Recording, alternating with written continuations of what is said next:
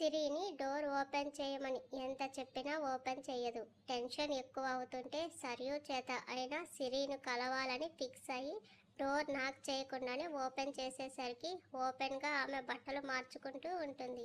ఎత్తుగా ఉన్న పరువాలు ఓ సెకండ్లో సుడిదార్ లోపల బందీగా మారబోతుండేసరికి అతడి ముందు బయటపడుతుంది.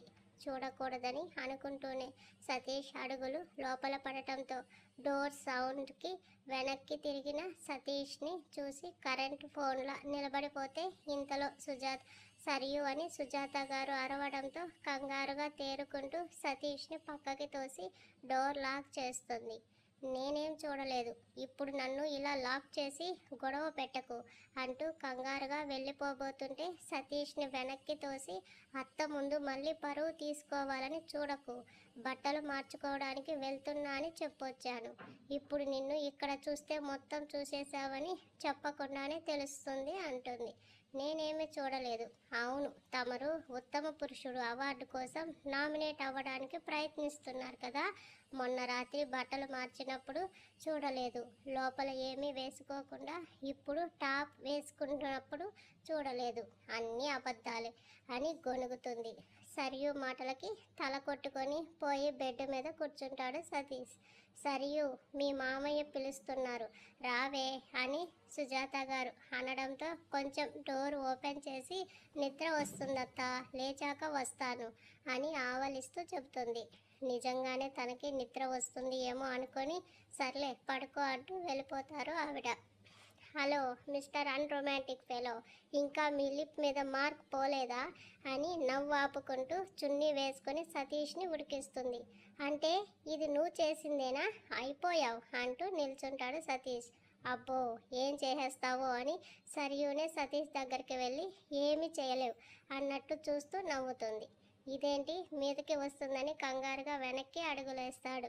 ఆమె ఇంకో అడుగు ముందుకు పడేసరికి సరియు, తగులుతాయి చెప్తున్నా అంటాడు కోపం తెచ్చుకోవడానికి ప్రయత్నిస్తూ. ఏం తగులుతాయి బావా అంది ముద్దుగా మొహం పెట్టి. తగులుతాయి అంటే కొడతా అని అర్థమే, ఎందుకే ఇలా ఆడుకుంటున్నావు అని తల కొట్టుకుంటాడు సతీష్.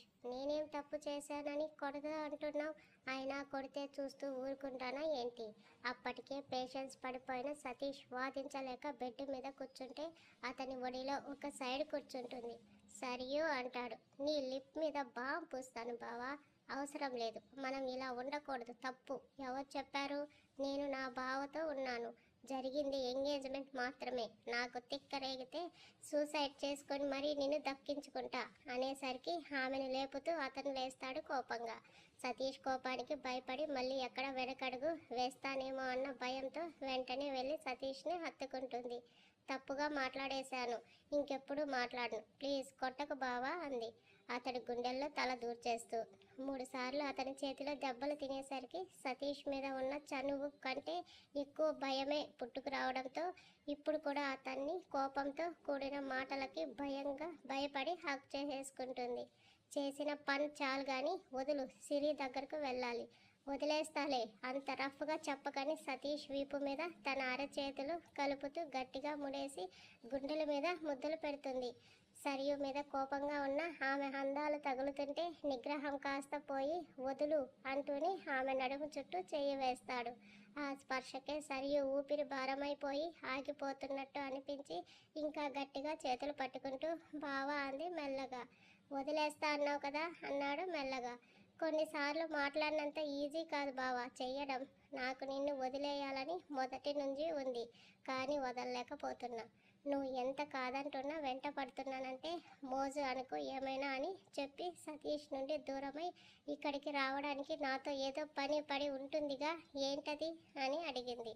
ఇప్పుడే సరదాగా పాట పట్టించింది, అంతలోనే ప్రేమలో సీరియస్నెస్ చూపిస్తుంది. తనని ఎలా అర్థం చేసుకోవాలని ఆలోచిస్తున్నాడు కానీ అతని మనసులో ఏముందో ఆలోచించక సరియుని దగ్గరకు లాగి లోపల ఎందుకే, ఏం వేసుకోలేదు అంటాడు సతీష్.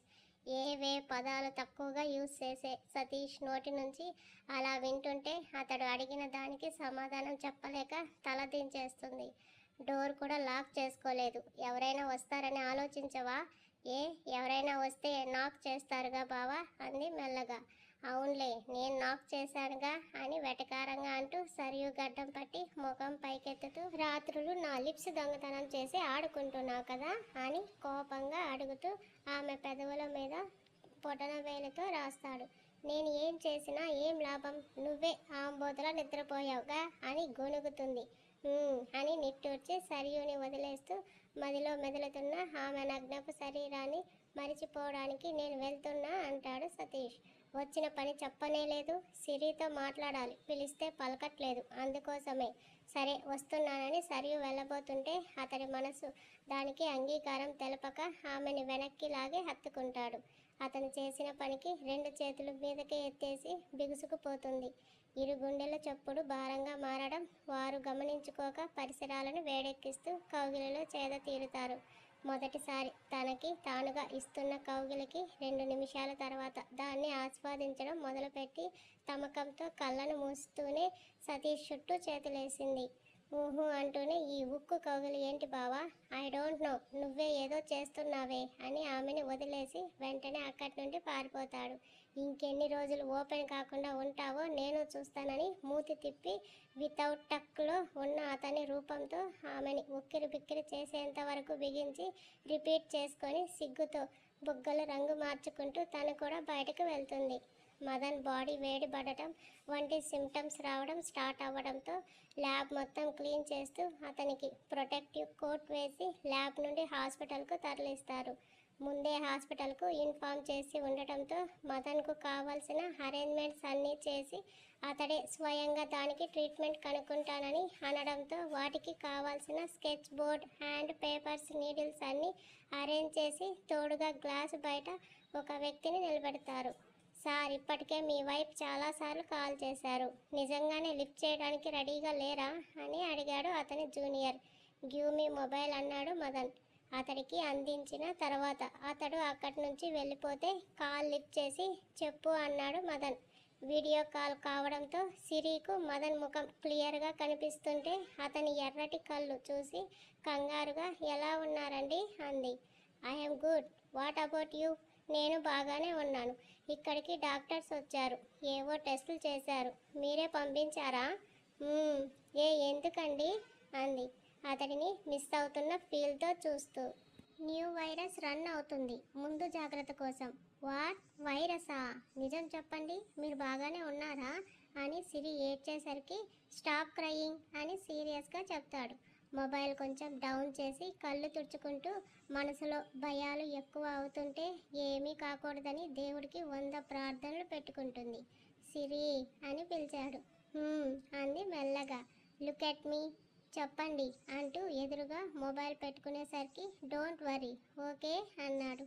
ప్లీజ్ తొందరగా ఇంటికి వచ్చేయండి, నాకు భయమేస్తుంది అంటుంది. Siri, I said don't worry, చెప్తే అర్థం కాదా అని మదన్ అరిచేసరికి ఆ ల్యాబ్ ఐటమ్స్ దద్దరిల్లిపోతే సిరి, ఐ మిస్ యూ, జాగ్రత్తగా ఉండండి అని ఫాస్ట్గా చెప్పి కాల్ కట్ చేస్తూ అతడి ముఖంలో కనిపిస్తున్న మార్పుకి మదన్కు వైరస్ అటాక్ జరిగిందేమో అనిపించి ఏడు పాపుకోలేక డోర్ ఓపెన్ చేస్తుంది.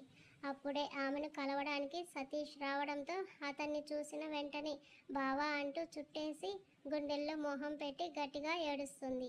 సిరి, ఏమైందిరా, ఎందుకు ఏడుస్తున్నావు? మదన్ ఏమైనా అన్నాడా అని కంగారుగా అడిగాడు. బావా, ఆయనకు ఏదో అయ్యింది, అస్సలు బాగోలేరు, ఫేస్, ఐస్ అన్నీ రెడ్గా అయిపోయాయి, ప్లీజ్ నన్ను ఆయన దగ్గరికి తీసుకెళ్ళంటూ ఏడుస్తూ అరిచి గోల చేస్తుంది. ఆమె మాటలకి కింద నుండి సుజాత గారు, సంజన కూడా అక్కడికి చేరుకోవడంతో రే సతీష్, ఏమైందిరా, సిరి ఎందుకు అలా ఏడుస్తుంది కంగారుగా అడిగారు ఆవిడ. పెద్దమ్మ, తను భయపడుతుంది, ప్లీజ్ మీరే కన్సోల్ చేయండి అంటాడు సిరి బాధని చూడలేక. సిరి, అసలు ఏమైందిరా, మదన్ గురించి ఆలోచిస్తున్నావా? వాడి ఇంటికి వచ్చేస్తాడు, నువ్వు ఏడవకు అని ఆమె బుగ్గలు తడుముతారు. అయినా సిరి సతీష్ దగ్గరికి వెళ్ళి నన్ను హాస్పిటల్కి తీసుకెళ్ళు అని అరుస్తుంది. వాడు సీరియస్ అవుతాడురా, ప్లీజ్ అర్థం చేసుకో అన్నాడు బాధగా. సిరి వెళ్తే ఆమెపై మదన్ సీరియస్ అవుతాడని సరియు కూడా అనిపించుతుంటే సిరి, డాడీ ఇంటికి రమ్మన్నారు, వెళ్దామా అని అడుగుతుంది. నేనెక్కడికి రాను బావా, లాస్ట్ టైం అడుగుతున్నా, తీసుకెళ్తావా, నన్ను వెళ్ళమంటావా అని బెదిరించేసరికి ఇంకో ఆప్షన్ లేక ఆమెను తీసుకెళ్ళడానికి సిద్ధమవుతూ మదన్కి కాల్ చేస్తాడు సతీష్. అతడి నెంబర్ స్క్రీన్ మీద కనిపించేసరికి చిరాగ్గా మొబైల్ టర్న్ చేస్తూ ల్యాప్టాప్లో ఇన్సెక్ట్ గురించి డీటెయిల్స్ కలెక్ట్ చేస్తూ నోట్ చేస్తున్నాడు మదన్. సతీష్ సిరి హాస్పిటల్కు రీచ్ అయ్యాక ఆమెకు మాస్క్ పెడుతూనే కార్ డోర్ అన్లాక్ చేసి దిగుతాడు సతీష్. సార్, లోపలికి వెళ్ళడానికి ఎవరికి అలో లేదు, పేషెంట్స్ని కూడా రిటర్న్ పంపిస్తున్నాం అని సెక్యూరిటీ ఆపేస్తారు. సతీష్ రిక్వెస్ట్ చేయడంతో ఆప్షన్ లేక అతడికి దారి ఇస్తే హాస్పిటల్ మొత్తం శానిటైజర్తో క్లీన్ చేస్తుంటారు అక్కడ సిబ్బంది. ఒక్కో అడుగు వేస్తున్న కొద్దీ ఆమెకు మరో అడుగు భారంగా మారగా ఇక్కడ డాక్టర్ మదన్ ఎక్కడున్నారని రిసెప్షనిస్ట్ని అడిగాడు సతీష్. వెయిట్ 1 minute అంటూ ఆమె చెక్ చేసి ఎవరూ లేకపోవడంతో అదే విషయం సతీష్కి చెప్తుంది. ఆ తర్వాత పావు గంటకి అక్కడ మదన్ పేషెంట్గా ఉన్నాడని సతీష్కి తెలియడంతో సిరికి ఈ విషయం ఎలా చెప్పాలి అని భయం పుట్టుకొచ్చేస్తుంది. సిరి చేయి పట్టుకుంటూ మదన్ ఉన్న ఐసోలేషన్ దగ్గరకు తీసుకెళ్లాడు. బావా, ఆయన బాగానే ఉన్నారు కదా అని బెంగగా అతడి చేతిని చుట్టుకొని అడుగుతుంది. నువ్వు కంగారు పడకు, మదన్ ఎలా ఉన్నా స్ట్రాంగ్ అని నీకు కూడా తెలుసుగా, so be brave Siri. Aunty వేరీ సతీష్ అని ఆయాసంతో ఇంట్లోకి ఎంటర్ అవుతూ అరుస్తాడు ధీరజ్. సిరి మదన్ సతీష్ గురించి ఆలోచించి టెన్షన్లో ఉన్న సుజాత గారు ధీరజ్ అరుపుకు ఉలిక్కి పడితే అందరి కోసం కాఫీ పెడుతున్న సంజన కిచెన్లో ఉండగానే ధీరజ్ వాయిస్కి షివర్ అయిపోతుంది. సతీష్ ఇంట్లో లేడని జరిగిందంతా వివరిస్తారు చంద్రశేఖర్ గారు. మదన్ హెల్త్ రిస్క్లోకి వెళ్తుందని సతీష్కి చెప్పి విషయం బయటికి రాకుండా యూఎస్ తీసుకెళ్లాలని చూస్తుంటాడు ధీరజ్. ఏదైనా వైరస్ అటాక్ చేస్తే బాడీలో పెరుగుతున్న హీట్ని కూలింగ్తో పోగొట్టాలి. అలాంటిది కూలింగ్ వాటర్ కూడా మదన్కు పడదని తనకొక్కడికే తెలుసు. ఎవరి పర్మిషన్ గురించి ఆలోచించకుండా అక్కడి నుంచి పరుగు అందుకొని మదన్ రూమ్లో అన్నీ చెక్ చేస్తూ ఓ చోట అతడి ఎమర్జెన్సీ ఇంజెక్షన్ టాబ్లెట్స్ కనపడటంతో రిపోర్ట్స్ గురించి వెతుకుతాడు. రిపోర్ట్స్ డాక్యుమెంట్స్ కనపడకపోవడంతో అతని మొబైల్లో ఉన్న డాక్యుమెంట్స్ చూస్తూ యూఎస్ఏలో దానికోసం రెడీ అవుతున్న మెడిసిన్ ల్యాబ్కు అక్కడ డాక్టర్స్కు వైరస్ అటాక్ చేసిన విషయం చెప్తూ కిందకి వస్తాడు ధీరజ్. అందరూ ఎందుకు అంత కంగారు పడుతున్నారు, అసలు ఏమైందో చెప్తారా, నన్నే తెలుసుకోమంటారా అని సీరియస్గా అడిగాడు చంద్రశేఖర్ గారు. Uncle sorry, I can't tell you, but trust me please అని హగ్ చేసుకుని కిచెన్ ద్వారం దగ్గర నిలబడి ఉన్న సంజనాని ఓసారి చూసి వెళ్ళిపోతాడు ధీరజ్. కేవలం మాస్క్ మాత్రమే పెట్టుకొని మదన్ వర్క్లో మునిగిపోయి ఉంటే గ్లాస్ రూమ్ బయట ఉన్న తన జూనియర్ సిరిని చూసి మేడం మీరెందుకు వచ్చారు అని కంగారుగా అడుగుతాడు. అంతా నీ వల్లే, మా ఆయన్ని ఎక్కడ ఉంచావో చెప్పు, లేకపోతే నేను కేసు పెడతానని కోపంగా అతని కాలర్ పట్టుకున్న సిరి చేతులు విడిపించి బిహేవ్ కేర్ఫుల్ సిరి సీరియస్గా అరుస్తాడు సతీష్. ఆమె ఎంత ఆవేశంలోనున్నా నోరు ఒళ్ళు దగ్గర పెట్టుకునే పద్ధతిని చిన్నప్పటి నుండి చూశాడు. అలాంటిది ఫస్ట్ టైం వైలెంట్ని చూస్తుంటే సిరిని యాక్సెప్ట్ చేయలేక కోపం వస్తుంటే ఆమె కన్నీళ్లు చూసి మదన్ని ఎంత ప్రేమిస్తుందో అర్థమై కోపం కంట్రోల్ చేసుకుంటాడు. సారీ బావా అంటుంది మెల్లగా. నాకు కాదు అతనికి చెప్పమనేసరికి ఆ ల్యాబ్ అతనికి సారీ చెప్పాక ఫోర్ హెడ్ మీద కిస్ చేసి మదన్ ఎక్కడున్నాడని అతన్ని అడిగాడు సతీష్. సార్ ఐసోలేషన్లో ఉన్నారు సార్ అంటాడు మెల్లగా. ఎందుకు, ఆయన ఎందుకు ఐసోలేషన్లో ఉన్నారు? కొన్ని టెస్టుల కోసం ప్రిపేర్ అవుతున్నారు. మీరు ఎందుకు బయటకు వచ్చారు మేడం? మా ఆయన్ని చూడటానికి. ఓ గాడ్ అనుకుంటూ మీరు ఈసారి ఎక్కడికి వెళ్ళకండి, మళ్ళీ మీకు టెస్టులు జరిపించాలి, ముందు ఆయన్ని చూపించు అంటుంది కోపంగా. అతను మదన్ ఉన్న రూమ్ దగ్గరకు తీసుకెళ్లడంతో సతీష్ సిరి ఇద్దరు ఒకేసారి చూస్తారు. సౌండ్ బట్టి ఎవరో వచ్చారని గమనించి వాట్ హ్యాపెండ్ అని తల మీదకి ఎత్తకుండానే అడిగాడు మదన్. గ్లాస్ దగ్గరికి చేరువగా వెళ్ళిన సిరికి మదన్ని అలా చూడటం తన వల్ల కాలేకపోతుంటే షాక్లో బావా అని నెమ్మదిగా పిలుస్తుంది. సిరి వచ్చిందని అర్థం అవడంతో కోపాన్ని కంట్రోల్ చేసుకుంటారు. రేయ్ మదన్, నీకేం కాదని ఒక్క మాట సిరితో చెప్పేయిరా, తను ఉదయం నుండి ఏడుస్తూనే ఉంది అని మెల్లగా చెప్తాడు సతీష్. అది ఇక్కడికి ఎలా వచ్చింది అని బేస్ వాయిస్తో అడిగాడు. నేనే తీసుకొచ్చాను. అసలు ఏమైంది? ఇంకా అవ్వడానికి ఏమీ లేదు కానీ దాన్ని ఇక్కడి నుండి తీసుకుపో అంటాడు సీరియస్గా. మొండిగా మాట్లాడకు. నీ వలన తన ఏడుపు సౌండ్ కూడా రాకుండా కంట్రోల్ చేసుకుంటుంది. టెస్టులు జరిగిన తర్వాత కనీసం తినడానికి కూడా డోర్ ఓపెన్ చేయలేదు. ఒక్కసారి అయినా తనని చూసి మాట్లాడు, వెళ్ళిపోతాం అంటాడు సతీష్. నేనంటే రెస్పెక్ట్ లేని అమ్మాయితో నేను ఎందుకు మాట్లాడాలి? బుల్షిట్. కాకపోతే నువ్వేంటి నన్ను ఇంటరాగేషన్ చేస్తూ సజెషన్స్ ఇస్తున్నావు? గెట్ లాస్ట్ అంటాడు. నేను మిమ్మల్ని చూడటానికి వచ్చాను, రెస్పెక్ట్ లేక కాదండి అంది బాధగా. బయటకి రావద్దని ఇందాకే చెప్పాను. ఐఎమ్ ఓకే, డోంట్ వరీ అన్నాను. అయినా పట్టించుకోకుండా ఇక్కడ వరకు వచ్చావు. Okay, I'm accepted. బట్ వాడితో ఎందుకు వచ్చావు? ఇంకెవరు దొరకలేదా అని అరుస్తాడు. సిరి నాతో రావడం నీకు ప్రాబ్లం అంతేగా, అయితే తీసుకెళ్తున్నా అని సిరి చేయి పట్టుకునేసరికి మదన్ వాళ్ళిద్దరి వైపు ఆవేశంగా టర్న్ అవుతూ డోంట్ టచ్ హర్ అని అరుస్తూ అతని చేతికి అందిన సామాన్లన్నీ గ్లాస్కి విసిరి కొడతాడు. మదన్ అరుపుకి సిరి దూరం అయితే ఆమె చేతిని వదలకుండా పట్టుకొని ఏదో వైరస్ అంటగా దానితో పోరాడి నీ భార్యను దక్కించుకో అంటాడు Satish. I will kill you Siri అని మనసులో కసిగా పిడికిలు బిగిస్తాడు మదన్. బావా, ఆయనకి కోపం వస్తుంది, నేను వెళ్ళి మాట్లాడి వస్తా, నువ్వు ఇక్కడే ఉండని సిరి కూడా లోపలికి వెళ్ళబోతుంటే సతీష్ ఆపేస్తాడు.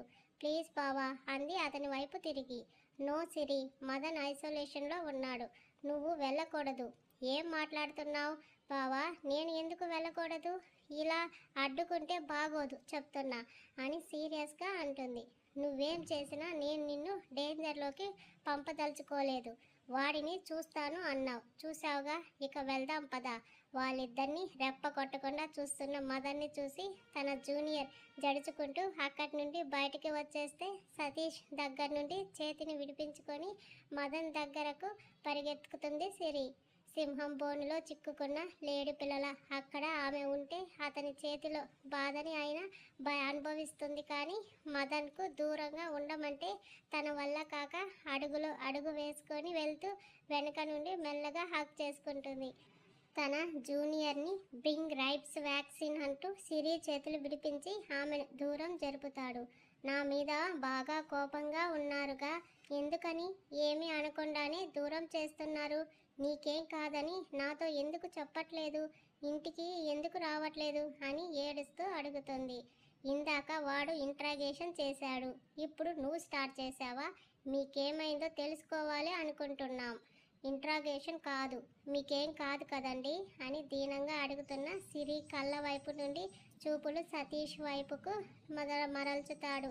సిరి, ఇప్పటికైనా రిటర్న్ వస్తున్నావా లేదా అని సతీష్ అడిగేసరికి నీ బావ పిలుస్తున్నాడుగా, పోవే, మాతో పాటు మీరు కూడా రండి అంటూ మదన్ చేతిని పట్టుకునేసరికి ఆమెను కొట్టేంత కోపం వస్తుంటే పళ్ళు నూరుతూ ముట్టుకోవద్దని చెప్తే వినవా అని అరిచాడు. సిరి నోటి మీద చేతులు పెట్టేసుకొని సైలెంట్ అయిపోవడంతో మదన్ జూనియర్ దగ్గర నుండి బాక్స్ అందుకొని సిరి చేయి పట్టి ఆమెను దగ్గరకు లాక్కున్నాడు మదన్. ఒకవైపు సతీష్ ఎందుకు రెచ్చగొట్టి మదన్లో ఆవేశాన్ని పెంచాడో అర్థం కాకపోతుంటే, మరోవైపు అతనికి ఏం జరిగిందో ఏం జరగబోతుందో తెలియక బెంగ పుట్టేసుకుంటుంది. సిరి నడుము మీద చీరను కిందకి దించుతూ వద్దని చెప్పినా వచ్చినందుకు ఇప్పుడు అనుభవించు అంటూ వైరస్కు ఫ్రీ వ్యాక్సిన్గా వెనక నడుము మీద ఫుల్ డోస్ ఇస్తూ ఓ మాస్క్ ఆమె ముఖాన కొట్టి, నిద్ర మత్తు వచ్చిన కళ్ళు ముయ్యకు, మూస్తే ఏం చేస్తానో చెప్పను, చూపిస్తా అంటూ ఇంకో చైర్ మీద కూర్చుంటాడు. మదన్ కోపంలో కూడా సిరి కోసమే ఆలోచిస్తున్నాడని సతీష్ నవ్వుతూ అక్కడే కూర్చొని సరియుకి కాల్ చేస్తాడు. బావా, వెళ్ళి ఇంతసేపు అవుతుంది, ఇప్పటి వరకు ఎందుకు రాలేదు? ఆ శాడిస్ట్ బావ ఏమైనా అన్నాడా? కంగారుగా అడుగుతుంది సరియు. వాడేం అనలేదు, నేను అన్న మాటలకి ఫుల్ ఫైర్లో ఉన్నాడు. నువ్వేమన్నావు అంది సరియు. సిరి చేయి పట్టుకుంటే వదలమన్నాడు. నేను వదలను, కావాలంటే నువ్వే నా దగ్గరికి వచ్చి నీ భార్యని తీసుకో అన్నాను, అంతే. ఓ గాడ్, నువ్వు కూడా రోజు రోజుకి ఆ శాడిస్ట్లా తయారవుతున్నావు. నీ కారణంగా సిరిని ఏమైనా చేస్తే? ఏం చేయడు, అంత కాన్ఫిడెంట్గా ఎలా చెప్తున్నావు? నాకు డౌటే. ప్రజెంట్ వాడి మైండ్ సిరికి వైరస్ ఇన్ఫెక్ట్ అవ్వకూడదన్నంత వరకే ఉంది. ఏదైనా కోపం ఉంటే తర్వాత నా మీద తీర్చుకుంటాడు, కంగారు పడకు. సతీష్ మాటలకి ఆలోచనలో పడుతూ నిలువుగా బుర్రూపి బావకి ఏం కాదు కదా అని మెల్లగా అడుగుతుంది. రిస్క్ లేదనిపిస్తుంది, వాడు స్ట్రాంగ్, ఏమీ కాదులే. సరే నువ్వు ఇంటికి వచ్చే బావా, సిరిని వదిలేసి రాలేను, మీరు జాగ్రత్తగా ఉండండి అని కాల్ కట్ చేస్తాడు సతీష్.